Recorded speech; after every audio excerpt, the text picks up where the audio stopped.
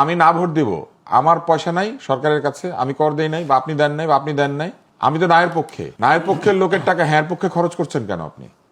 ওখানে যদি 1 টাকা খরচ হয় তাহলে 33 পয়সা করে আমাদের 3 জনের আছে। মনে করেন প্রিন্স ভাই না ভোট দিব, উনি তো বলছে এই ভোট নিয়ে আমার অপ্রয়োজনীয়, তো যিনি অপ্রয়োজনীয় বলছেন ধরেন আমরা ধরে নিচ্ছি উনি না ভোট দিবে, তাহলে আমরা দুজন যদি হ্যাঁ পক্ষে প্রচারণা চালানোর জন্য সরকার আমাদের পক্ষে।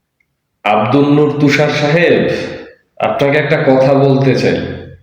আপনি যে বললেন আপনি গণভোটে না ভোট দিবেন, সেটা আপনার ব্যক্তিগত ব্যাপার, আপনি না ভোট দিবেন। কিন্তু বাংলাদেশ অন্তর্বর্তীকালীন সরকার যে না ভোটের বিপক্ষে হ্যাঁ ভোটের পক্ষে প্রচারণা চালাচ্ছে, তাতে আপনার সমস্যা।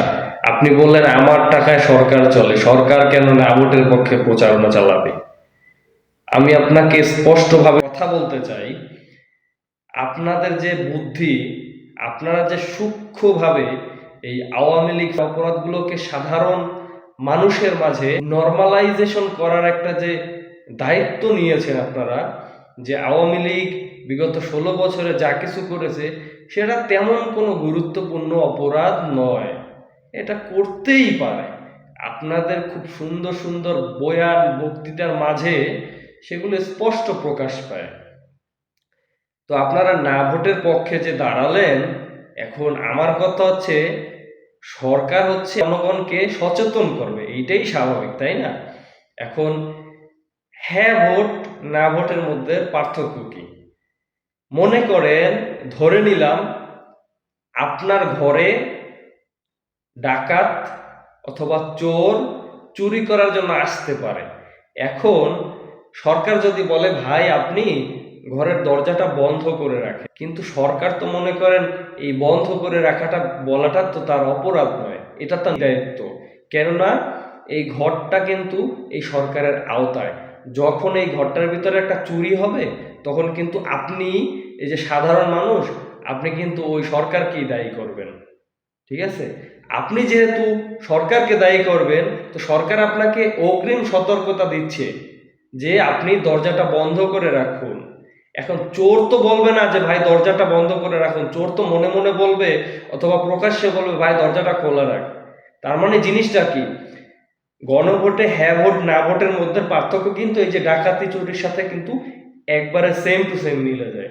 যারা মনে করেন গণভোটে না ভোট দেওয়ার পক্ষে আছে, তারা চাইবে যাতে ফ্যাসিবাদ পুনরায় কায়েম হয়, যাতে তারা লুটপাটের রাজ্য, যাতে তারা ফ্যাসিবাদকে মনে করেন একনায়কতন্ত্রভাবে তারা দেশ পরিচালনা করতে পারে। কিন্তু সরকার তো চাইতেছে না সেটা। সরকার চাইতেছে এই দেশে একটা সুষ্ঠু গণতন্ত্র প্রতিষ্ঠা হোক। তো সেজন্য সরকার জনগণকে সচেতনতামূলক বলতেছে যে আপনারা সচেতন হন, গণতন্ত্র পুনরুদ্ধার করার জন্য, যাতে পুনরায় ফ্যাসিবাদ তৈরি না হয়, ফ্যাসিবাদ ফিরে না আসে, সেজন্য আপনারা হ্যাঁ ভোটে জয়যুক্ত করুন। এখন আপনি যে বয়ানটা ক্যারি করতেছেন আওয়ামী লীগের, যাতে আওয়ামী লীগ পুনরায় ফিরে আসে, আপনি আবার পাশে আর একটা ছাগলের 3 নাম্বার বাচ্চাকে বলতেছেন উনিও তো না ভোটের পক্ষে। আপনাদের মতো ছাগলের 3 নাম্বার বাচ্চা দু একটা থাকবেই, এটা স্বাভাবিক।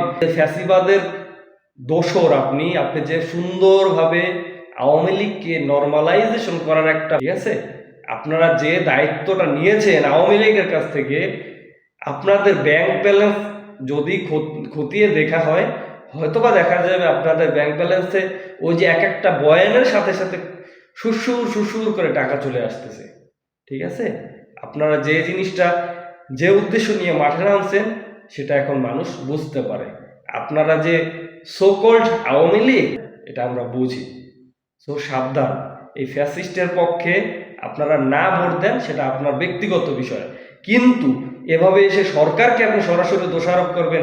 সরকার তো চাইবে না কখনো যে পুনরায় আবার ফ্যাসিবাদ তৈরি হোক।